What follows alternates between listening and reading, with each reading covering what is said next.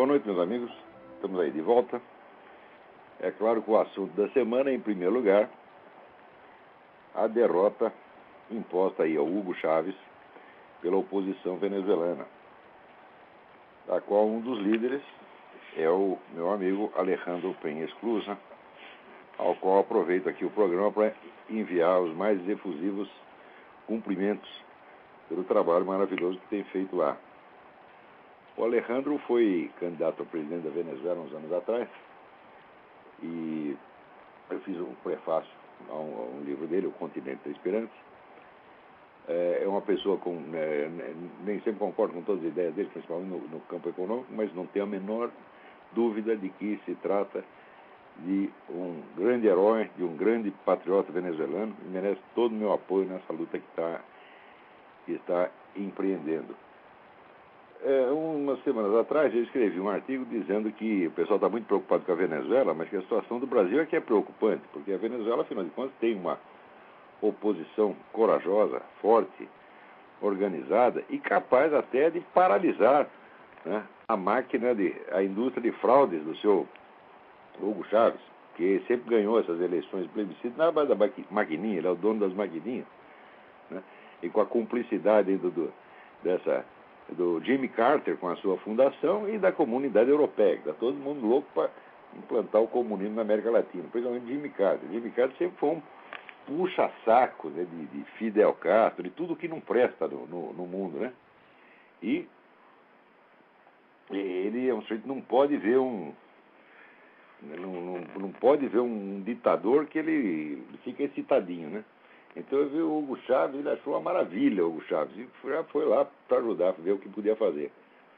E o pessoal da comunidade europeia, né, também, que é a comunidade europeia segue mais ou menos uma pauta leninista, né? Eu sugiro que vocês leiam o livro do Christopher Story, que se chama O Coletivo da Comunidade Europeia.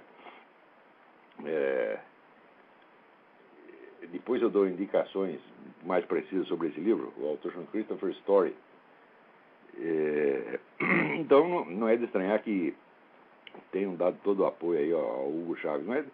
Não adiantou nada, por quê? Porque a oposição fiscalizou tão insistentemente essas maquininhas que não foi possível a fraude. Agora, vejam que coisa.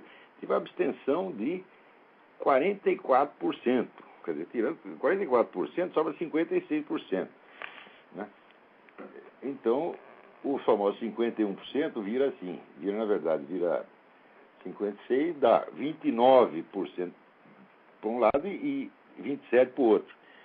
Você soma 29 com 44, né? Você vai ver que a maioria esmagadora da Venezuela está contra o Chávez. Por quê?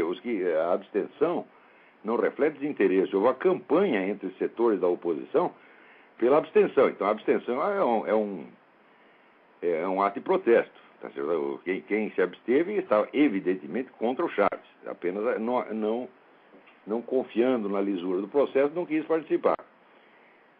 Então, se soma a abstenção e mais os votos contra, então quem está a favor do Chávez é ele e a mãe dele. Olhe lá, hein? Entendeu? Eu sempre tenho dito, o Chávez não tem o respaldo que ele alardeia, ele não tem essa força toda, ele não está com essa corda toda. Pensando bem, o Chávez não é de nada. Tá certo? E é verdadeiramente perigoso, se você quer saber, é o PT. Por quê? O PT foi quem criou o Foro de São Paulo e foi quem criou o Hugo Chávez. Tá certo? Agora, o PT é justamente, por ser inventor da coisa, o coordenador da porcaria toda, ele mantém uma coisa discreta. Ele manda o Hugo Chávez na frente para o Hugo Chávez se ferrar primeiro. O Hugo Chávez sempre foi um balão de ensaio, né? Então, o pessoal do Foro de São Paulo já tem uma divisão de trabalho. Tem uma máquina revolucionária na América Latina na qual, né, o Fidel Castro é o motorista, o Hugo Chávez é o acelerador e o Lula é o breque. Tá certo? Agora, estão tudo indo para o mesmo lado. Então, não pensem que essa derrota do Chávez significa o fim do processo revolucionário latino-americano. Não, vocês estão vendo apenas o começo. Esse pessoal é o seguinte, a esquerda latino-americana sempre fracassou de maneira tão insistente, persistente e profunda Eles já se ferraram tanto que agora que eles agarraram a rapadura, eles não vão soltar de jeito nenhum. De jeito nenhum. Quer dizer, eu acredito que o Hugo Chávez só sai de lá a tapa. Só que é o seguinte, o povo venezuelano não está aguentando mais ele. Então, mais dia, menos dia, vão tirar a tapa. Agora, no Brasil, o povo não dá tapa a ninguém, o povo só leva, né? Se bem que nós, no plebiscito das armas aí, demos uma lição para essa gente. E provavelmente, nessa coisa do aborto, quer dizer, a rejeição popular maciça desses projetos do governo já está bastante clara. Mas não adiantou nada. Você viu aquele encontro lá das comunidades, das ONGs, etc. Todo mundo contra o aborto. O ministro disse, não queremos nem saber, nós vamos fazer passar isso de qualquer maneira. Esse ministro temporão, ele gosta de aborto. A ideia de aborto parece que tem um sex appeal para esse sujeito, né? Esses caras são todos loucos, né? E eles veem a realidade de uma maneira especial, você está entendendo? Quando fica demonstrado claramente que algo não é problema de jeito nenhum, é aí mesmo que eles insistem.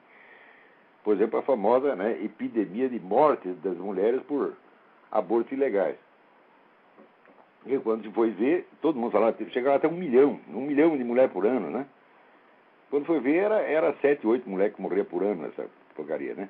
E ademais, as empresas, as organizações que promovem o aborto eram as mesmas que subsidiavam essas clínicas de aborto ilegal. Quer dizer, estão tentando criar um problema para depois, como diz no Brasil, você está espalhando a dificuldade para vender facilidade, né? Então, justamente porque o problema não existe, é que o ministro se dedica tanto. Eles criam falsos problemas, porque tudo isso esses programas sociais, essas coisas, tudo isso é tudo pretexto para a engenharia social. Nenhuma tem a finalidade que alega. Você não pode resolver um problema inexistente. Outra coisa inexistente é a matança de gays no Brasil. Quando você vai ver, as estatísticas são absolutamente... Os gays não são uma comunidade de risco por violência, mas de maneira alguma, tá certo? O cidadão comum está sofrendo muito mais violência do que essa comunidade em particular. Quer dizer, não tem... Se eles dizem que eles são 14% então, da população brasileira, então eles deveriam ser pelo menos 14% dos assassinatos. Quando eu vejo, são 0,03%. É absolutamente ridículo. Então, do mesmo modo, né, que as famosas, aqui nos Estados Unidos, as mortes dos tabagistas, diz que morrem 400 mil tabagistas por ano. Morrem de fato, só que eles moram na mesma idade dos outros. Ninguém jamais provou que houvesse uma diferença significativa de idade da morte. Agora, acontece que esse dado não sai na grande mídia, só sai em publicação técnica da própria Organização Mundial de Saúde. Ela fala uma coisa para o público, outra coisa para os técnicos. Então, todo mundo tentando resolver problemas inexistentes. Por quê? Isso é incompetência? Não, isso é altíssima competência. Eles fingem que o objetivo é um, na realidade o objetivo real será outro. Tem um objetivo declarado e tem um objetivo efetivo. O objetivo efetivo se verificará pelo resultado. Vou dizer para você, por exemplo, na Califórnia, o consumo de cigarro diminuiu para 1/3 do que era. 1/3. Atenção, nos últimos anos diminuiu para 1/3. E o número de casos de asma multiplicou por 4. Quer dizer, eles diziam que ia diminuir teoricamente, você suprimindo o efeito, você deve suprimir suprimindo a causa, você deve suprimir o efeito também. Se isso não aconteceu, porque a causa não era essa. Então, ou que seja, você não conseguiu diminuir a incidência de casos de asma de maneira alguma. Só que você acostumou a população a ter a sua conduta pautada pelo governo. E é esse que é o objetivo. Isso é tudo engenharia social, né? E esse dia saiu um artigo muitíssimo interessante do João Pereira Coutinho, que é o melhor colunista da Folha de São Paulo. Eu sei que escreve, é o único colunista da Folha que escreve bem. Por quê? Porque ele é português, não é brasileiro. Então, olha o que ele diz aqui. A crônica chama Socorro. Ele diz, eu sei que existem brasileiros que sonham com a Europa. Não falo de Paris, de férias na Torre Eiffel. Falo de viver na Europa, trabalhar na Europa. Quem sabe casar e envelhecer na Europa. Por favor, mude de ideias. Qualquer europeu sensato, com 2 neurônios em razoável funcionamento, trocaria a Europa pelo Brasil. Existe insegurança nos trópicos? Pois existe. Mas na Europa existe segurança a mais. E como a União Europeia, que todos os dias aumenta os seus poderes legislativos sobre a vida do mais insignificante cidadão, a coisa começa a ganhar contornos fantasmagóricos. Pior, de acordo com a revista alemã Der Spiegel, o cenário vai piorar. A União Europeia é liderada por 27 comissários não eleitos, entendo, e os 27 competem em si pelo troféu definitivo. Como produzir o maior número de regulamentos idiotas para transformar um adulto europeu numa criança de 4 anos? Então agora eles regulam o que você pode comer, o que você pode anunciar. Outro dia eu dei no artigo meu uma lista dos artigos que era proibido anunciar, né, na Inglaterra, né? Então tinha lá uns docinhos, né? Uns pirulitos, umas coisas assim. Não pode mostrar isso para as crianças, né? É proibido anunciar isso para as crianças, porque vai corrompê-las. Então o pai não pode mais nem decidir o que suas crianças comem. E o negócio do cigarro e outras coisas, é tudo assim, é tudo engenharia social, tudo para resolver problemas inexistentes. E esses problemas inexistentes são pretextos para você fazer alguma coisa que não tem nada a ver com aquilo. Do meu modo, essas leis de proteção aos gays, né? É como se os gays estivessem sendo vítimas de um genocídio. Tudo isso é mentira. E os caras sabem que é mentira. E esse ministro Temporão, aqui, seu ministro, o senhor sabe tudo que eu estou falando. O senhor não está enganando ninguém. Agora, nesta semana também houve aqui uma coisa muito interessante, que é a visita do Lula, né, às favelas do Cantagalo e Pavãozinho. E diz que o narcotráfico, então, espontaneamente ofereceu uma trégua, diz que nada foi combinado. Vocês acreditam que nada foi combinado? Ora, porra, o que é isso? Né? O tráfico espontaneamente, né, por sinal de respeito ao seu presidente, né, parou com as suas atividades durante umas horinhas, né, deixou o homem entrar, falar as besteiras que queria e sair. Mas olha que coisa interessante. Na mesma semana, tem esse negócio de que o Ministério da Cultura, o Instituto do Patrimônio Histórico e Artístico Nacional, a Secretaria Especial de Política de Promoção da Igualdade Racial, CEPIR, e o Centro Cultural Cartola promove a cerimônia de titulação das matrizes do samba do Rio de Janeiro como Patrimônio Cultural do Brasil. Né? Isso aí é uma coisa impressionante. Você vê, por exemplo, as obras do Mário Ferreira dos Santos, que foi um dos maiores filósofos do século XX, não são patrimônio cultural. Mas qualquer sambinha que você faça né? As obras do Vila Lobos, eu não sei se são patrimônio cultural do Brasil. Talvez nem sejam, né?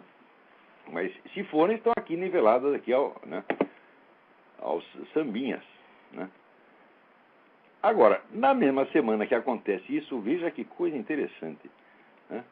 Na mesmíssima semana, a Escola de Samba da Mangueira promove uma homenagem ao que é Fernandinho Beiramar, o traficante, parceiro das Farc. Então está tudo em família. O Lula lá no Pavãozinho, né? O samba sendo elevado à condição de patrimônio e aí a Mangueira prestando homenagem ao sócio das Farc, Fernandinho Beiramar, né? Enquanto o outro sócio das Farc, que é o Lula, né? Que não é sócio no negócio, mas é sócio político, parceiro político, está lá também fazendo festinha na Mangueira. Olha, falando negócio de favela, aqui, o seu Lula, aqui, pô, na primeira eleição, o seu partido andou espalhando que vocês iam adotar para as favelas cariocas aquele programa do Hernando de Soto, economista Hernando de Soto, do livro O Segredo do Capital. O Hernando de Soto é o sujeito que descobriu o óbvio, né? Ele descobriu que a base da riqueza das nações é o registro de imóveis. Porque através do registro de imóveis, todo mundo tem algum capital. Quer dizer, qualquer terreninho é algum capital. Se você tem um terreno legalmente registrado, esse terreno pode servir de base para você tirar um empréstimo, tirar hipoteca, para você se socorrer dos serviços bancários. Agora, se você tem um terreno de posse, se você está lá só ocupando aquilo lá, você pode talvez até vender, mas você vai vender por baixo preço, você vai vender só no mercado local, aquilo não está no mercado nacional, e nenhum banco vai aceitar aquilo como garantia. Quer dizer, você tem, mas não tem. E o fato é que 70%, 80% dos imóveis do Brasil, a começar por todos esses da favela, é tudo assim. Quer dizer, o sujeito tem, mas não pode usar. Quer dizer, Só pode usar para morar, ou para vender para algum vizinho. Ele não pode anunciar isso aí, não pode botar no mercado.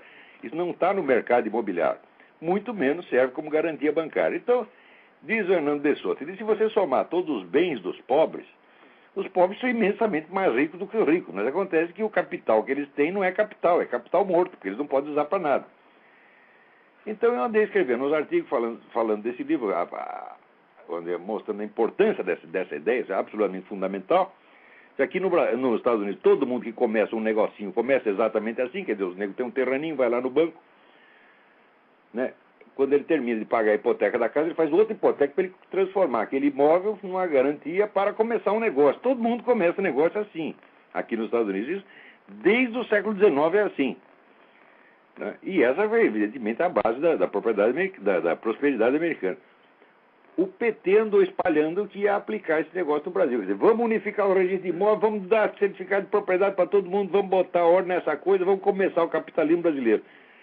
Eu digo, se fizer, na época eu falei, se fizer essa coisa, eu viro petista no dia seguinte, mas eu sei que vocês não vão fazer, é tudo da boca para fora. Olha, seu Lula, o senhor foi lá no lugar. Mas os caras estão tão burros que nem te cobraram isso aí. Quando vocês pisou na favela, os negros diziam todos, cadê meu registro de propriedade, ô seu moço? Né? Que o senhor prometeu e não veio até agora. O senhor já está aí no 6º ano, né? 6º, 7º ano de governo, sei lá, já perdi a conta. E não fez merda nenhuma, nem vai fazer. Você sabe que no Brasil, cada cidade pequena no interior, o dono do registro de imóvel é uma espécie de imperador. Né? Ele faz o que quiser, porque o que cria a diferença de classe social no Brasil é o registro de imóvel. Se você tem o registro, então você é alguma coisa. Se você não tem, você não é nada. Né? Eu sei porque eu morei um tempo, meu pai morou um tempo numa cidadezinha lá no sul do estado de São Paulo, no litoral sul, que tinha muito negócio de imóvel, todo mundo comprava e vendia imóvel, mas era tudo ilegal, nada tinha registro. Então os negócios, você não oferecia um terreno para você, chegava para você, em vez de falar, quer comprar um terreno, chegava para você e falar, quer comprar um rolo? Você sabia que estava comprando, aqui você estava comprando um rolo, né? Comprando encrenca. E toda hora dava tiroteio, um tomava o terreno do outro, era uma merda. Agora, o sujeito que tinha os papéis em ordem, não, daí esse virava, né, a classe dominante. Então, falar de democracia econômica e social no Brasil, sem regularizar os terrenos, é palhaçada. Não dá para começar, não dá nem para começar. Olha aqui, seu Lula, eu não sou contra o Fome Zero. Aliás, eu acho que daquela multidão de programas sociais que tinha antigamente, o mais fácil realmente é reunir tudo e simplesmente dar o dinheiro para os camaradas, dar o dinheiro direto para eles. Não sou contra o programa. Porém, melhor até do que dar dar um dinheirinho para os caras, dar um Bolsa Família, essa coisa toda, é dar um certificado de propriedade. Porque daí o sujeito faz seu próprio capital. Essa história que não é para você, né, dar o peixe, não é para você ensinar a pescar, dar a vara de pescar e tal. E vocês falam, mas é tudo da boca para fora. Você sabe perfeitamente que o pessoal que está recebendo dinheiro aí do Bolsa Família vai ficar eternamente recebendo dinheiro do Bolsa Família. Agora, se receber um certificado de propriedade, meu filho, o sujeito faz uma hipoteca, vai num banco, faz uma hipoteca, começa um negócio, compra lá um carrinho de pipoca, um carrinho de cachorro-quente e começa a prosperar, porque a gente sabe que o povo brasileiro trabalha pra caramba. Você vai dizer que o brasileiro é preguiçoso, conversa mole, eu sei, eu vejo isso desde a infância. Raros povos no mundo são tão esforçados no trabalho quanto o brasileiro. O que falta no Brasil não é isso. Às vezes falta oportunidade para começar um negócio. O Brasil, se tiver R$5.000 para começar um negocinho, né, em geral ele prospera. No Brasil, nos anos 80, por exemplo, 60% da nossa economia era economia informal. Que economia informal é por iniciativa popular, vamos dizer, extra-legal. Sem ajuda de governo, nem coisa nenhuma, entendeu? Abria o seu negocinho, trabalhava e prosperava. Quer dizer, aquilo é capitalismo em estado puro. Daí logo já veio o governo, né, com aquele negócio de não, nós precisamos socorrer a pequena empresa. Tá? Fala, pelo amor de Deus. Fala em socorrer, os caras já tremem nos alicerces, porque sabe que socorrer já vem aquela burocracia. Hoje em dia, por exemplo, você começar uma pequena empresa, você leva meses para registrar essa coisa. Né? Então, no Brasil, a atividade capitalista, sobretudo a atividade do pequeno empresário é obstaculizada por todos os meios, obstaculizada e criminalizada, na verdade. Agora, para ganhar voto, disseram, nós vamos aqui adotar o programa do Hernando de Soto, vamos dar certificado de propriedade para todo mundo, tudo da boca para fora, tudo conversa à morte. Porque vocês sabem que se adotar o programa do Hernando de Soto, tá certo? A sua propaganda socialista, tá certo? Vai se tornar letra morta. Né? Se você, a partir da hora que todo mundo tiver certificado de propriedade, todo mundo puder começar seu negocinho, quem vai querer essa merda de socialismo? É hora, porra. Mas vamos em frente. Aliás, esse negócio essa promiscuidade da Mangueira com o Fernando Beiramar, não pense que isso aí é uma exceção. Né? Tem várias investigações na Polícia Federal dando conta da intimidade entre várias escolas de samba e o narcotráfico, que, aliás, se explica facilmente em função de uma outra intimidade, que é a intimidade das escolas de samba com o velho partido, o Partidão, tá certo? Partido Comunista, né? Que está, vamos dizer, profundamente entrosado com elas já desde o tempo do Getúlio Vargas. É praticamente a mesma coisa. Escola de samba e Partido Comunista é praticamente a mesma coisa, pô. Quer dizer que eles sabem que vamos dizer, são entidades que têm uma grande aceitação do público, tá? Então é lá mesmo que eles vão, então, para parasitar aquilo. Quem me contou isso foi o sujeito que estava lá dentro e que viu tudo, que foi o Dorival Caymmi. O Dorival Caymmi, uma vez, a neta dele trabalhava comigo na época, ele, por uma gentileza, veio fazer lá uma conferência para uns alunos meus, e, entre outras coisas, que a gente perguntou para ele, contou isso, que já no tempo do Getúlio Vargas, né, as escolas de samba eram abrigo dos comunistas. Então, que escola de samba, comunista, narcotráfico, na verdade, meu filho, é tudo a mesma coisa, está tudo misturado, aí não dá para saber mais o que é o que. Tem alguém na linha aí? Alô? Alô? Caiu. Então, vamos em frente aqui. Agora, olha que coisa interessante. O continente latino-americano está ficando cada vez mais incompreensível para quem mora nele, tá certo? E cada vez mais claro e evidente para quem observa de fora. Olha aqui, veja esta notícia no Estadão. Exército treina resgate de brasileiros. O Ministério da Defesa defende a tese de que o Brasil precisa estar preparado para a eventualidade de ter de fazer um resgate em massa da população de brasileiros que vivem na Bolívia e no Paraguai, pois avalia que a estabilidade político-social nos dois países é precária. Há 10 mil brasileiros morando na Bolívia, vivem na Bolívia, e 200 mil brasileiros que moram no Paraguai, chamados brasiguaios. O Estado apurou que na Operação Pantanal... Bom, acontece o seguinte, acontece que na Bolívia, por exemplo, o Morales está querendo ver esses brasileiros pelas costas, ele quer tirar os camaradas de lá, tá certo? Então, aqui o nosso governo diz, bom, então precisamos protegê-los, né? Já que o Morales está perseguindo os negros para tirar eles de lá, o que nós vamos? Nós vamos lá e tiramos. Ou seja, vamos pensar um pouco. O exército brasileiro fazendo isso, ele está protegendo os brasileiros ou ele está executando a ordem do Morales, sob outro pretexto? E eu acho que o Ministério da Defesa está com treta, está querendo enganar as Forças Armadas brasileiras, usá-las como um instrumento aí do Morales, fazendo de conta que está fazendo isso contra o Morales. Porque, na verdade, se o Morales fizer alguma coisa contra os brasileiros que vivem lá, isso é um caso de guerra, quer dizer, ele está perseguindo a nossa população. E nós temos que defendê-lo, não é tirando todo mundo às pressas como ele quer. Não, é devolvendo a pancada para ele. Tá certo? As Forças Armadas existem para defender a nossa população e defender o nosso território. Tá certo? E não para servir como executor da política do seu Morales. Peraí, tem alguém na linha, vamos lá. Alô? Olavo? Eu? Rafael aqui de Salvador, beleza? Tudo bem, Rafael?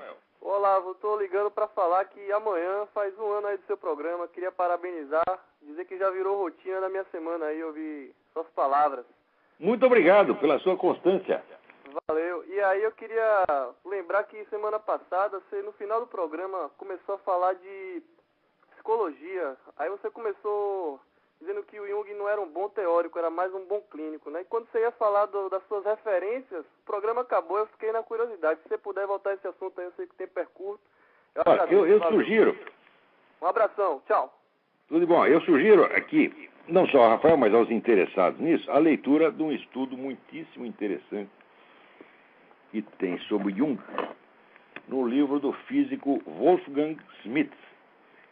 Wolfgang é o nome alemão, mas o sobrenome não é Schmidt alemão, é Smith americano.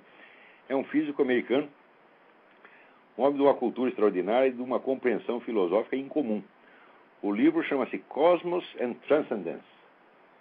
Não é um livro difícil de achar. Se vocês forem na página www.bookfinder.com e botar lá Cosmos and Transcendence, né, Wolfgang Schmidt, vocês acham facilmente. Tem várias livrarias que ainda tem por aí. Ali está uma parte, vamos dizer, das objeções que se poderia fazer ao Jung, mas eu ainda tinha observado, vamos dizer, uma coisa fundamental, um erro fundamental na tipologia do Jung, e essa tipologia é um dos fundamentos da psicologia dele. É muito do que ele foi. Muito restante das conclusões que ele tira é baseado na tipologia. Então, se a tipologia está errada, isso compromete o edifício inteiro. E a tipologia é baseada em dois tipos de distinções. Ele diz, primeiro, que na mente humana existem dois tipos de funções. Umas que são desenvolvidas e que atuam no nível da consciência, e outras que são arcaicas, primitivas e que atuam inconscientemente. E, segundo, ele diz que os seres humanos se diferenciam conforme as várias funções cognitivas que atuam de uma dessas maneiras ou da outra. Quer dizer, funções mais conscientes ou funções mais inconscientes. E ele define, então, as várias funções, as sensações, o pensamento, os sentimentos e a intuição. Tá certo? E ainda tem, vamos dizer, as duas direções possíveis que isso pode tomar. Essas faculdades atuam no sentido extrovertido, isso é, de captar dados do mundo exterior, ou introvertido, que capta, vamos dizer, predominantemente os ritmos e acontecimentos da própria vida psíquica do camarada. Então você tem essas distinções. Você tem a função desenvolvida e arcaica, você tem o introvertido e extrovertido, e você tem as quatro funções. Então, misturando esses elementos, sai lá a tipologia do Jung. Acontece que quando chega na hora de definir a intuição, ele a define como uma apreensão através do inconsciente. Eu digo, alright. Mas se as funções se diferenciam em desenvolvidas ou arcaicas conforme atuem no consciente ou no inconsciente, como é que uma delas pode ser permanentemente e estruturalmente uma função que opera através do inconsciente? Isso não faz o menor sentido. Eu não sei se o Jung não percebeu isso, tá certo? Ou se ele realmente não entendeu. Agora, o Jung escreve as coisas um bocado enrolado, né? Ele não é jamais um escritor claro. Ele é, às vezes, um escritor sugestivo. Ele tem umas figuras de linguagem muito interessantes. Mas ele é meio enrolado na hora de escrever. Então, eu não sei o que aconteceu lá.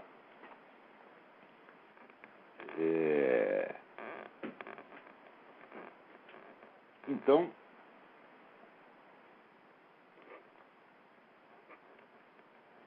essa aí, vamos dizer, uma das muitas objeções que eu tenho sobre o Jung. Uma outra que eu tenho é que ele só admite a existência, vamos dizer, todos os fenômenos, vamos dizer, da ordem paranormal, mística, etc., ele atribui tudo ao inconsciente coletivo. Né? Ou seja, ele mesmo está privilegiando o inconsciente. Ora, o inconsciente, meu amigo, é apenas, vamos dizer, uma hipótese. O inconsciente é o nome que você dá para um fator imponderável, tá certo? O inconsciente nunca pode ser tratado como se fosse uma coisa, né? Um objeto do mundo exterior. O inconsciente é apenas um nome que você dá a uma hipótese mal explicada. Agora, ele nunca admite a existência de alguma coisa superior ao consciente, vamos dizer, um supraconsciente, que é a coisa que me parece mais óbvia. Quer dizer, no fim, o que ele faz é assim, que as mais altas realizações humanas tenham como raiz alguma coisa inferior, arcaica e, no fim das contas, estúpida. E quando ele vamos dizer, quer explicar todos os mais altos fenômenos da arte, da mística, etc., por esse tal de inconsciente coletivo, né, ele acaba fazendo uma apologia das sombras, apologia das trevas. Sem perceber, não tinha muita consciência dessas coisas, não. Tem mais alguém na linha aí? Alô, Olavo? Sim, quem é? É Marcelo de São Paulo, tudo bem? Marcelo, tudo bem? Tudo bem, tô ligando, tô de férias, tô na Europa aqui, mas eu tô ligando só para dar os parabéns para você. Muito obrigado, aproveito para agradecer a você. Olha, não só a mim, o pessoal aqui da comunidade do Orkut, Olavo de Carvalho, um pessoal bacana, todo o pessoal lembrou aí do aniversário do programa. Só que não lembrou fui eu. Mas você tem que lembrar, pô. E queria dizer para você que você está fazendo um bem muito grande aí, divulgando todas essas ideias, seus pontos de vista. Muito obrigado. E tem sido muito positivo para muita gente. Muito okay? obrigado, muito obrigado. E um grande abraço. E será que isso serve para estimular você, para você saber que tem muita gente aí do seu lado? Muito obrigado. Muito agradeço a todos a atenção, a gentileza, o carinho que tem tido por esse programa. E nós vamos continuar. É isso mesmo. Um grande abraço. Um grande abraço. Então, muito obrigado a todos por essa atenção. E quem não gosta do programa já sabe. Vai tomar no cu, pô. Não é problema nenhum. Não precisa gostar, não. Não vindo aqui encher meu saco, tá tudo bem. Agora, essa semana também, você vê, saiu aqui a nova encíclica do Papa Bento XVI, né, falando o quê? Do marxismo. Você vê, não está todo mundo dizendo que não, esse negócio de comunhão acabou, não existe mais, etc. Você está açoitando cavalo morto. Aí, então, olha que aí o Bento XVI me ajudando a açoitar cavalo morto. Quer dizer, se está morto, por que o Papa, né, vai perder seu tempo fazendo uma encíclica a respeito? Ora, o comunismo não está morto, ele se fez de morto para saltar o coveiro. Isso aí já foi explicado no livro do Anatoly Golitsyn, né, nos anos 80. O Anatoly Golitsyn era um sujeito da KGB, um cara importante, que fugiu aqui para os Estados Unidos e escreveu 2 livros, New Lies for Old, Novas Mentiras no Lugar das Velhas, e The Perestroika Deception, quer dizer, a fraude da perestroika, dizendo tudo o que os comunistas iam fazer nos 20 anos seguintes. Eles vão desmantelar a União Soviética. Na hora que desmantelar, vocês vão pensar que acabou, e no dia seguinte vocês vão descobrir que, na verdade, o movimento comunista se expandiu. Tá certo? Ele perdeu a forma externa, perdeu a estrutura externa, mas se expandiu formidavelmente. E foi exatamente o que aconteceu. Vocês veem que já no fim da década de 90, tinha o livro do Jean-François Revel. O livro começava dizendo, quando caiu a União Soviética, a gente esperava que esse negócio de comunismo acabasse, mas aumentou. Tá certo? Como é que foi? Aumentou por quê? Porque abandonou a antiga estrutura hierárquica, monolítica do partidão e adotou a nova forma de organização informal em redes, que permite uma abrangência muito maior e um leque de alianças praticamente ilimitado. Tá certo? E através da internet permite a atuação quase instantânea no mundo inteiro. De maneira que hoje você solta uma palavra de ordem pela rede, ninguém sabe nem de onde veio a palavra de ordem. Não é que veio lá do Comitê Central, você sabe quem foi que mandou. Não. Aquilo espalha por um ponto qualquer da rede, no dia seguinte já está todo mundo, né, gritando o mesmo slogan, participando das manifestações que os caras mandaram, e assim por diante. Quer dizer, a coisa se tornou de uma eficiência monstruosa. Felizmente, a internet pode ser usada pelos dois lados e, de vez em quando, esses caras levam uma entortada. Mas, você vê, nesta mesma semana, tem entrevista aí do seu Inácio Ramonet, aquele idiota lá do Le Monde, né? O Le Monde, antigamente, era um dos grandes jornais do mundo. Depois, ele foi vendido, o pessoal da própria redação fez lá uma cooperativa, né? E transformaram aquilo num panfleto comunista, né? Então, tudo que não presta, está aí o Inácio Ramonet sempre apoiando. Por exemplo, agora ele estava aí torcendo pelo Chaves, fazendo uma oba-oba do Chaves, né? E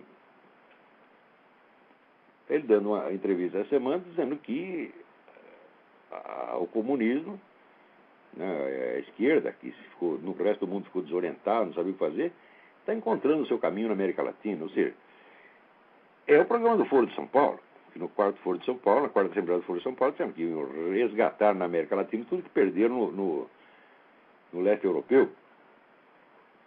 É isso. Então, o Papa, que não é bobo, sabe que isso está acontecendo e sabe que o problema da América Latina hoje, o problema não é corrupção, não é miséria, o problema é comunismo. Você falar que o problema do Brasil é fome, digo, o problema do Brasil já foi a fome, tá certo? Mas o progresso fabuloso da agricultura nas últimas décadas simplesmente acabou com a fome no Brasil. Não se morre de fome no Brasil. Você pega as estatísticas de morte por desnutrição, são mínimas. No Brasil pode faltar tudo, falta água, falta sapato, falta roupa, falta casa, sobretudo falta aqui, ó, de novo, né? Falta a propriedade legal, que os brasileiros têm direito, teoricamente, mas na prática não tem. Então tudo isso falta. Mas comida? O que é isso, pô? Né? Então o grande problema do Brasil, do Brasil e da América Latina, é o comunismo hoje. Não é nem só o narcotráfico. O narcotráfico é um instrumento. Você vê que o narcotráfico avulso acabou. Graças, inclusive, ao plano Colômbia do seu Clinton, né, que ajudava o governo da Colômbia a combater o narcotráfico, contanto que não mexesse na guerrilha. O que aconteceu? O que aconteceu é que os cartéis se desmantelaram e passou tudo para a Farc. Hoje a Farc tem praticamente um monopólio. Então, hoje em dia só existe narcotráfico comunista, narcotráfico politizado. Né?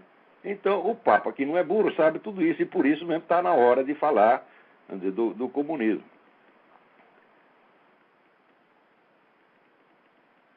Muito bem. Vamos ver o que mais. Aqui, o Alessandro Vieira Braga me pede um comentário sobre Mário de Andrade, Haroldo de Campos e Antônio Aires no seu próximo programa. Né? Bom, então, em primeiro lugar, olha, o Mário de Andrade era um bom sujeito, era um homem de cultura, tá certo? Mas, olha, você aguenta ler a poesia do Mário de Andrade? Ninguém aguenta. Aquilo é de um artificialismo, de uma frescura absolutamente insuportável. Ninguém lê aquilo. E quando você vai ler o Macunaíma, você diz, bom, Macunaíma é muito interessante na sua versão cinematográfica. Foi muito engraçado, feito com o Grande Otelo. Né? Tem ideias ali, as ideias são ótimas. Né? Se o Mário de Andrade soubesse escrever, aquilo seria um livro muito interessante. Mas o que ele fez ali, vamos dizer, foi um exercício de filologia, né? Um exercício de pedantismo filológico, que torna a coisa ilegível, intragável, artificiosa. Agora, o enredo mesmo é muito interessante, né? Como símbolo, o Macunaíma é muito bom. Então, mas ele valeu mais no cinema do que na literatura. Eu não conheço ninguém que tenha lido Macunaíma inteiro, a não ser esse mesmo idiota que vos fala. Quer dizer, porque eu fiz por obrigação, quer dizer, li a 5 primeiras páginas por interesse, daí eu falei, não, vamos ter que ler por teimosia, tá, né? Então, só estudioso mesmo é que vai fazer uma força para ler aquilo. O povo não aguenta ler, porque é muito artificioso, muito chato. Quanto ao Haroldo de Campos, não preciso dizer nada. O Bruno Tolentino, meu falecido amigo, já disse tudo que tinha que dizer desses caras no livro Os Sapos de Ontem. Né? E o Antônio Aires, outra coisa. O Antônio Aires, olha, a definição do Antônio Aires que deu foi o Milor Fernandes. O Milor Fernandes, ele disse, o Antônio Aires, ele conhece todas as palavras da língua. Ele só não sabe juntá-las. Então, é isso aí. Leia um texto do Antônio Aires e você vai ver que coisa mais... É a mesma coisa do Mário de Andrade, essa mania modernista, né, do pedantismo, de querer escrever enrolado para parecer inteligente. Isso é uma coisa estúpida. Note bem, eu não sou um adepto intransigente daquele, vamos dizer, estilo límpido, clássico, tipo Machado de Assis. Não, às vezes eu gosto de um negócio barroco, mais enfeitado, também fica legal, você entendeu? Mas precisa saber fazer, porra! Vamos lá. Tem alguém na linha aí? Alô, Olavo? Eu? Sim, Olavo, aqui Alfred Smith, de São Paulo. Alfred Smith, tudo bem? Sim. Olavo, sabe que o Chaves perdeu o tal de referêndum hoje, né? Alô? O Chaves. Sim, sim. Ele perdeu o tal referêndum. Eu comentei isso logo no começo do programa. Ah, sim. Eu queria saber tua opinião, porque parece que forma parte da estratégia esta comunista de esconder-se e de transformar-se para que baixem a guarda, entendeu? Olha, eu realmente não sei, eu não tenho um conhecimento mais aprofundado da situação, não sei se Você está insinuando a possibilidade de uma vitória, uma derrota consentida, né? Sim, exato. Para poder simular uma democracia. É até possível, né? Eu vou tentar, durante a semana, contactar o Alejandro Penha Esclusa, Sim. que está lá, é um dos líderes da oposição, tá, para ver se ele me analisa sobre esse aspecto. Eu não seria capaz de fazer isso. Pois. Mas eu prometo que eu vou tentar, não prometo que vou conseguir, mas vou tentar contactá-lo e ver o que ele tem a contar sobre isso. Pois não, Olavo, muito obrigado. Se aconteceu isso, você pode ter certeza do seguinte: tem uma pessoa no Brasil que vai descobrir, que é a Graça Salgueiro, que é a pessoa que faz a Blogspot Nota Latina. Ah, sim. Que é a pessoa mais informada sobre isso. Se tem isso, mais dia menos dia a Graça descobre. Pois não. Porque ela escreve, ela troca correspondência com todo mundo na América Latina. É a pessoa mais informada que tem. Graça Salgueiro. Graça Salgueiro. Você procura Nota Latina, uma palavra só, Nota Latina. Pois não. Obrigado, Olavo. Obrigado você pela participação. Um abraço. Então, tá aqui, o Rodney está corrigindo alguns dados que eu tinha dado no outro programa, sobre quem são os formadores de opinião mais consultados ali no Google, mais referenciados no Google. Tá certo? E eu disse que eu tinha recebido essa sugestão de um leitor e fui lá conferir. Mas eu conferi errado, porque eu esqueci de botar as aspas. E daí o Paulo Henrique Amorim apareceu lá com 1.380.000 referências. Mas essas não são referências ao Paulo Henrique Amorim, são as 3 palavras separadas: Paulo, Henrique e Amorim. Assim não vale. Então, quando você põe Paulo Henrique Amorim entre aspas, fica reduzido a 178 mil. Né? Mas, obrigado pela correção, mas de fato não é necessário, porque na nota que está circulando na internet já está isso levado em conta, já está corrigido. Agora, esses dados tem que atualizar, né, todos os dias. Aliás, a revista Época está promovendo aí uma enquete de quem são os 100 brasileiros mais importantes. Ora, você pega aqueles nomes citados lá e põe lá no Google para você ver o que acontece. Esses caras não são importantes coisa nenhuma. Eles estão pondo gente lá que ninguém conhece, que não só não fez merda nenhuma, como ninguém sabe o que o sujeito não fez, você está entendendo? Então é simplesmente, o que acontece, vamos dizer, transparece imediatamente em referência no Google. Quer dizer, o Google mostra a atenção que as pessoas estão prestando ao que aquela pessoa diz. Tá certo? E se você vai ver lá, por exemplo, Vanderlei Guilherme dos Santos, Vanderlei Guilherme dos Santos ontem tinha 33 mil referências. Né? Quer dizer, o que é isso? Eu acho que quando o sujeito começa a contar a partir de pelo menos 200 mil referências, 300 mil referências, uma coisa assim. Abaixo disso é um ilustre desconhecido. Tá, né? Se perguntar na população brasileira inteira quem é Vanderlei Guilherme dos Santos, ninguém sabe, é só aquela curriola universitária dele, pô. Tá certo? Então, vamos dizer, como formador de opinião, note bem, eu não estou discutindo a qualidade intrínseca do que o sujeito está fazendo, se bem que no caso também é uma bela merda. Mas eu estou avaliando, vamos dizer, o auditório que a pessoa tem. Tá certo? Então, pela pesquisa ali, eu seria o 5º formador de opinião que tem mais público no Brasil. Se bem que eu estou competindo com gente que tem programa de televisão, gente que mostra a cara todo dia lá, tipo o Arnaldo Jabor. Quer dizer, o Arnaldo Jabor, então, ele deveria ter, né, 1000 vezes mais público do que ele não tem só um pouquinho a mais. Tá certo? Então isso mostra, vamos dizer, que grande parte, vamos dizer, da popularidade desse pessoal não se deve ao conteúdo que eles estão falando, mas à riqueza dos meios de difusão colocados à sua disposição. Porque no fundo não tem coisíssima nenhuma para falar, não é isso?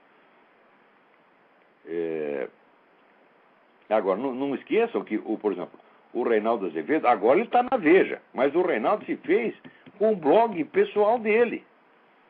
Ele não tinha grandes meios de difusão, e foi pelo conteúdo que ele estava falando que ele atraiu a atenção do público. A mesma coisa vale para este meu programa e para a minha coluna. Tá certo? Eu não tenho programa de televisão, este programa aqui é um programa de iniciativa pessoal minha, tá certo? Não tem patrocínio, não tem nada, tá certo? Ao passo que esse pessoal que tem patrocínios milionários, de apoio de Rede Globo, etc., bom, às vezes consegue um pouquinho mais de audiência do que eu e o Reinaldo, mas olha lá, é só um pouquinho, né? Agora aqui o Ricardo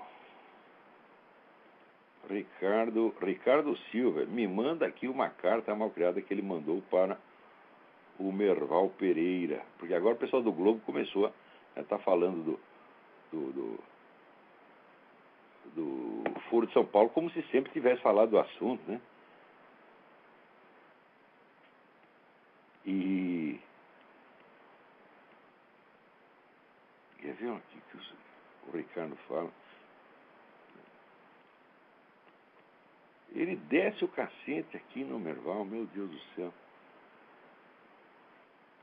Eu ligo o meu rádio e minha TV e vejo a imprensa brasileira ser cúmplice desse governo corrompido que aparelha o Estado e tem um projeto autoritário, que usa qualquer meio mais sólido para chegar aos seus fins, que manipula a verdade das estatísticas, que discursa sempre conforme a conveniência.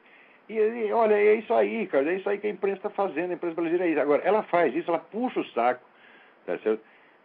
Ela serve a este aparato e ainda é criticada por ele, porque não é tão esquerdista, ela ainda tenta manter alguma aparência de neutralidade, e isso já é suficiente para ofender a sensibilidade do aparato comunista. Vamos lá. Tem alguém na linha? Olá, é o Marco Borghetti. Marco? Sim. Tudo bem, Marco? Tudo bom. Diga. Eu queria perguntar se você viu a matéria da Veja sobre o Colégio de São Bento. Pois é, que lá já virou escolinha do MST também. Mas a igreja no Brasil é isso, pô. Quer dizer, dirigida, né, pela CNB do B, como diz o meu amigo Meira Pena. O que pode dar? Os colégios católicos viram tudo escolinha do MST. Essa coisa Olha, eu como conservador, não acredito em colégio conservador no Brasil. A igreja no Brasil está precisando levar umas palmadas, entendeu? Você vê, o falecido Papa João Paulo II, ele dizia o seguinte: os brasileiros são cristãos no sentimento, mas não são na fé. Quer dizer, o Brasil quer poder ser comunista e cristão ao mesmo tempo. Não dá esse negócio, entendeu? Nós, como eu sou ex-aluno e eu fui dos assinantes da carta, nós tínhamos ainda a ilusão, eu, inclusive, quando assinei a carta, tinha ainda a ilusão de que os padres, eles não estavam... Eu tinha essa impressão, e ainda não tenho confirmado o oposto, para ser sincero, mas quando eu assinei, eu tive a impressão de que os padres estavam desavisados, de que as coisas estavam acontecendo ali por iniciativa dos professores, que são, enfim, leigos, né? Mas que os padres estariam talvez fazendo uma fraca supervisão, não estariam tão cientes do que estava acontecendo. Eu ainda não tenho a total confirmação de que eles, sim, estejam cientes e estejam participando e pensem daquela maneira. Olha, mas eu não posso afirmar uma coisa dessa com relação a este caso em particular, mas, de modo geral, a situação da igreja no Brasil é muito pior do que as pessoas imaginam. A igreja no Brasil está 100% a serviço da esquerda, não sobrou mais ninguém. Quando sobra um padre aqui, outro ali, que tem praticamente ficar escondido, que nem esse maravilhoso padre Paulo Ricardo, que faz esse site extraordinário, né? Você nunca vai ver esse padre ser bispo, nem cardeal, nem coisa nenhuma, não vai subir na hierarquia, não. Ele tem que ficar escondidinho lá no canto dele, né? E dar graça a Deus de não apanhar, tá? Porque se for depender desses bispos brasileiros, isso aí já virou MST há muito tempo. Eu considero a igreja brasileira cismática. E eu acho que não tem igreja católica no Brasil. Por que eu digo isso? Porque aqui tem igreja católica. Eu vejo o que é a igreja católica. Eu vi a igreja católica na França. Tá? Agora, no Brasil, eu não vejo.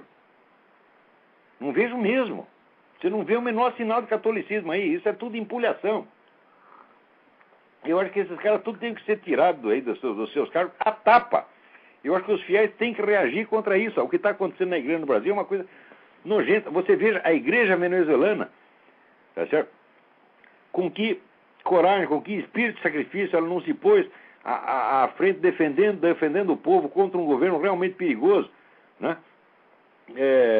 Por toda parte você vê, né, pessoas se oferecendo, vamos dizer, até o martírio para defender a honra do nome de Cristo e para defender os fiéis. No Brasil, não. Essa gente toda puxando o saco. É uma vergonha, pô. Quer dizer, a Igreja do Brasil está 100% doente. Não sobrou mais ninguém. O último que dizia as verdades era o Dom Eugênio. Mas o Dom Eugênio está aposentado. Tá certo? A geração seguinte, ninguém presta. Agora em São Paulo tem esse Odilo Scherer. O Odilo Scherer, para mim, já está excomungado. Porque ele serve ao comunismo internacional. E está em vigor o decreto de Pio XII e João XXIII, que excomunga automaticamente o negro católico que ajuda um partido ou regime comunista. Esse Odilo Scherer não faz outra coisa. Então não é só ele. Então, provavelmente no Coração Bento está acontecendo mesmo. Olha aí, os fiéis. Não, vocês não podem mais ser carneirinhos dessa gente. Vocês são carneiros do rebanho de Nosso Senhor Jesus Cristo. Não desses filhos da puta. O princípio da hierarquia não é sacrossanto quando eles violaram. Eles passaram em cima. Se você não imagina... Olha, o que se fez no mundo para acabar com a igreja, desde o concílio, foi uma coisa monstruosa. Monstruosa, é uma história que você lê, dá vontade de você chorar. Eu li o relato feito pelo Dr. Júlio Fleshman, que era um grande amigo meu, recém-falecido, né, que ele era um judeu de nascimento, foi convertido ao catolicismo pelo Gustavo Corsão. E logo que ele se converteu, ele já viu a igreja toda se bandear para o outro lado, tá entendendo? Quer dizer, ele foi o último a entrar e de repente ele estava sozinho dentro da igreja. Vê que situação mais filha da mãe, né? E daí o doutor Júlio, depois da morte do Gustavo Corsão, virou o grande defensor. Não é do tradicionalismo, não existe isso, igreja tradicional, só existe uma igreja. Quer dizer, o sujeito que insiste, vamos dizer, em continuar ou oficiando ou assistindo à missa como se fazia antes do concílio, ninguém tem o direito de puni-lo. Então, como não pode punir oficialmente, o que eles fazem? Perseguia pelas costas, perseguia, boicotava, fazia difamação. É uma coisa horrorosa. Quer dizer, e a imprensa inteirinha já tomou partido. Quer dizer, ela trata esse pessoal da igreja antiga como se fosse eles fossem cismáticos. Eles fossem heréticos. Certo. Agora, depois da declaração do Papa, isso não pode ser. Assim. Ninguém jamais os excomungou. Pode ter excomungado uma pessoa ou outra por alguma atitude. Mas ninguém é excomungado por querer fazer a missa antiga. Outra coisa, a diferença da missa antiga para nós não é que uma é em latim e outra é em português. Não é isso, é o texto da missa que é alterado, em pontos importantes. E como o sujeito pode achar que o texto da missa nova é duvidoso, ele, justamente por via das dúvidas, se atém à antiga, que é o que a prudência recomenda. E se disser o texto da antiga está errado, a igreja está errada há 2000 anos. E só agora que acertou, que é uma coisa absolutamente impossível. Tá certo? Então, agora, se você lê aí as Folhas de São Paulo da vida, ou assiste os filmes de Hollywood, né, você fica achando que o pessoal da igreja tradicionalista é herético, cismático. Não são nada disso. Ninguém no Vaticano jamais disse que são. Sim, agora o Papa tirou qualquer sombra de dúvida em relação a isso, né? Ele está tirando a última dúvida que pode restar. Não, a igreja é uma só. Estão todos aqui dentro. Sempre tiveram. Note bem, quando foi excomungado o Dom Marcel Lefebvre, ele não foi por uma questão doutrinal. Ele foi por um ato de desobediência explícita ao Papa. Se ele agiu bem ou mal, não sei. Mas eu, pelas coisas que eu vi, pelas atitudes do Marcel Lefebvre, o Marcel Lefebvre é quase um santo. E doutrinariamente ele é impecável. Agora, a situação da igreja no Brasil está calamitosa. É preciso tomar uma atitude séria. Primeira coisa, parar de reconhecer esses camaradas, tá certo? Como príncipes da igreja. Eles não são nada. Não são absolutamente nada. Quer dizer, você não pode fazer com que o princípio da hierarquia se sobreponha à própria doutrina. Isso não é possível, isso é absurdo. Isso você está fazendo um elemento burocrático para dominar sobre a própria palavra do nosso Senhor Jesus Cristo. Ora, um decreto papal é um decreto papal. Agora a opinião do seu bispo, do seu cardeal, é só a opinião dele. Ela é até a opinião do Papa. Se o Papa diz, eu acho isso, eu acho aquilo, é a opinião dele. Agora, se ele firma um decreto, ali firmou ex-cátedra, isso se incorpora automaticamente à doutrina da igreja. Então, isso que eu estou falando, esse decreto contra o comunismo de Pio XII e João XXIII, está incorporado na doutrina da igreja. O sujeito ajudou o regime ou partido, ou governo comunista, está excomungado automaticamente. Agora, então você vê, de toda aquela putada que participou do Concílio Vaticano II, tem uns 80% ali que estão excomungados porque fizeram exatamente isto. Você veja, o genocídio na China, feito pelo governo chinês, foi pior depois da década de 60. Eu estava vendo hoje mesmo na página do R.J. Rummel, que é o sujeito que mais estuda esse negócio de genocídio, que aliás ele não chama genocídio, ele chama democídio no mundo, e ele dá ali uma estatística, e você vai ver que o grosso da matança chinesa foi depois do concílio. E a igreja não pôde abrir a boca contra isso, por quê? Porque o concílio tinha se comprometido a não falar mal do comunismo. Então quem assinou essa porcaria já está excomungado automaticamente. Então esses caras são os portadores do escândalo, eles estão escandalizando as almas dos fiéis, porra. E esses caras, o Cristo disse o que fazer com eles. Seria melhor amarrar uma pedra do pescoço e jogar no mar. Não que a gente vá fazer isso, mas o Cristo disse que seria melhor. Agora, para não fazer isso, dá-lhe um pontapé na bunda. Tá certo? E vai dizer, cardeal é a puta que eu pariu, bispo é a puta que eu pariu, você não é nada, você é excomungado, você não é nem sequer um membro da igreja. Agora, eu que sou um pecador, um filho da puta, eu sou um membro da igreja. E vocês não. Porque ninguém vai ser excomungado porque diz palavrão. Peraí, tem mais gente na fila aí, mano. Obrigado. Brigadão. Vamos lá. Alô? Alô? Alô, Olavo? Sim. Tudo bom, Marcos aqui de Porto Alegre falando. Oi, tudo bem? Tudo bem, tudo bem. Ah, parabéns pelo programa aí, um aninho, né? Uma velhinha. Pois é, rapaz. Já está Então, um homenzinho. Tomara que venham vários zeros depois. Pois é. Bom, o seguinte, eu queria uma pergunta, ultimamente estou lendo coisas sobre declínio da civilização, da cultura, essas coisas. Até meio que tentando me situar, né? Eu queria que o senhor falasse um pouco do romantismo alemão, de onde ele veio, e ele parece que era uma reação ao iluminismo francês, né? Ele é uma etapa errado? importante do movimento revolucionário, ele próprio. Isso. Tá certo? Mas vamos dizer, de fato é uma reação anti-iluminista, mas ele faz parte integrante do movimento revolucionário. Isso que é muito, muito importante. Agora nós só temos mais 2 minutos para falar aqui, mas olha, o estudo que eu estou me dedicando nos últimos anos é exatamente para esclarecer isso. Existe uma unidade do movimento revolucionário, uma unidade interna dialética, tá certo? Que avança por contradições internas, ora enfatizando um aspecto, ora aspecto antagônico, mas continuando a empurrar na mesma direção. Qual é a direção?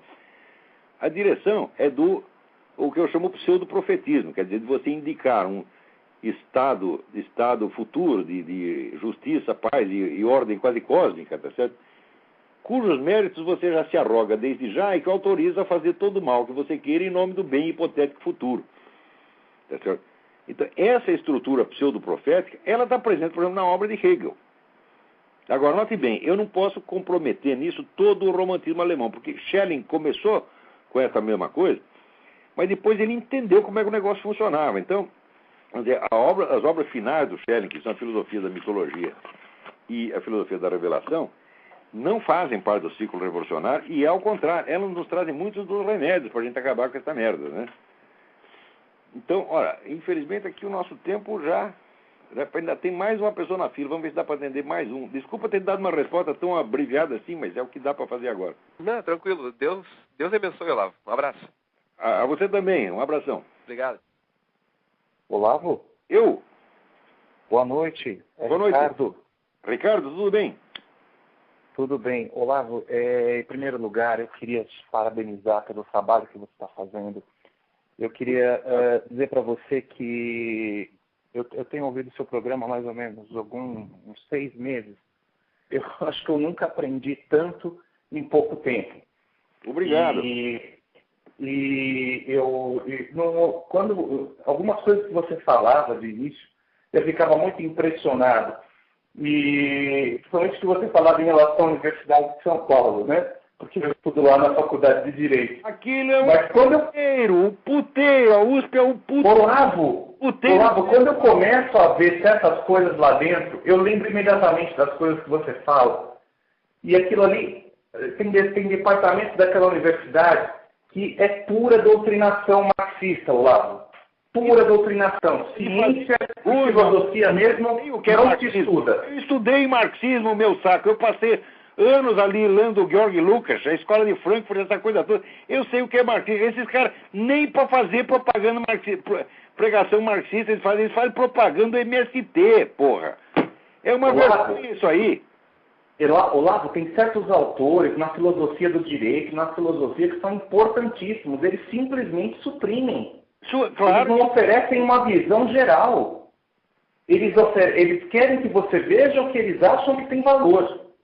E é a escolinha de Frankfurt. Não é só porque... É Adorno. Eles têm medo. Você acha que eles vão enfrentar aí um Eric Wegener, né? Um Bernard Lonergan, a Xavier Zubiri? O que é isso? Se eles forem ler isso, vai dar congestão cerebral, eles vão morrer. Eles fogem e dizem que o diabo fora da cruz, porra. É assim, é uma mistura de comunismo, vigarice e uma incapacidade, uma inépcia, uma burrice fora do comum. Vocês estão sendo vigaristas mesmo. E Olavo, você vê às vezes ali que certos professores ocupam certas cadeiras, não é por mérito, não. É porque reza a cartilha. Pois é. Ora, você quer saber? Fala intelectual de esquerda. Fala, no Brasil tem um intelectual de esquerda, que é o cara Guilherme Mota, que é o sujeito que ainda dá para conversar. O sujeito é mais comunista que a peste. Mas ainda tem algum restinho de dignidade intelectual na medida que isso é compatível com o comunismo dele. Mas é o último que resta. O resto é tudo vigarista, porra. Quer dizer, não é uma questão de divergência política. Queria eu poder ter divergência ideológica com esses caras. Vou ter divergência ideológica com quem não tem meia ideia na cabeça. Só tem mentiras, só tem propaganda.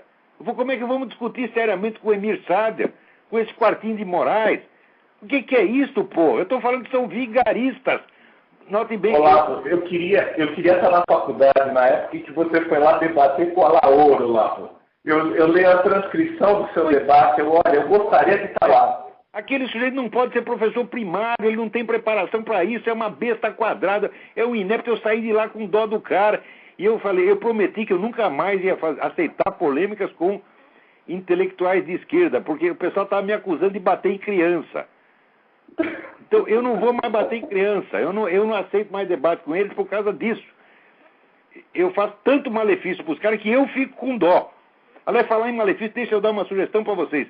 Não percam a série de debates do Dinesh de Souza com esse pessoal do ateísmo militante, o Daniel Dennett, Christopher Hitchens, e espero que ele pegue agora o Dawkins e o Sam Harris. Mas ele reduz os caras a pó. Você não sabe se ri ou se chora, você está entendendo?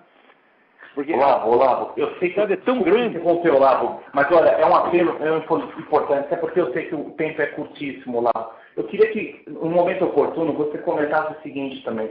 Eu encontro em vários lugares, Olavo, pessoas que têm uma certa consciência do que está acontecendo, que têm alguns valores ainda importantes no coração, mas quando você fala de fazer alguma coisa, ninguém faz nada, Olavo. Eu convido as pessoas para grupo de estudo, eu convido as pessoas para fazer alguma coisa, ninguém se interessa, ou morre de medo. O brasileiro está capado, pegaram as duas bolas do saco dele e deram pro gato comer, porra. O Brasil tem uma crise nacional de testosterona, que é um negócio incrível.